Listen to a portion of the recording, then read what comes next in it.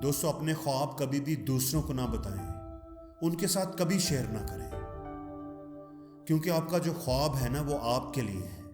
जो आप देख रहे हैं, देख सकते हैं, दूसरे को वो नजर ही नहीं आएगा, उसको वो समझ ही नहीं आएगा। वो आपको डिस्करेज करेगा, आपकी हिम्मत को तोड़ेगा। वो कहेगा कि ये फिजिबल ही नहीं है, ये पॉसिबल ही नहीं है, ये भला आप क्या सोच रहे हो।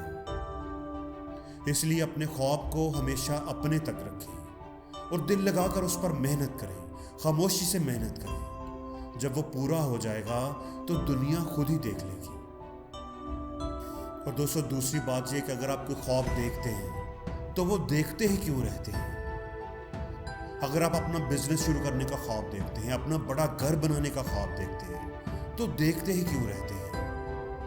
आप एक अच्छी बड़ी गाड़ी चलाने का ख्वाब ही क्यों देखते रहते हैं कि एक दिन आएगा जब मैं एक बड़ी गाड़ी लूंगा, मैं एक बड़ी गाड़ी चलाऊंगा।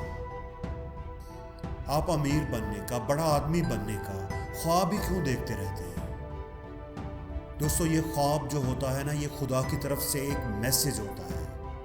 वो आपको दिखा रहा होता है कि उसने आपके लिए क्या क्या रखा हुआ है। वो आपको इशारा दे रहा होता है, वो आपको रास्ता दिखा रहा होता है।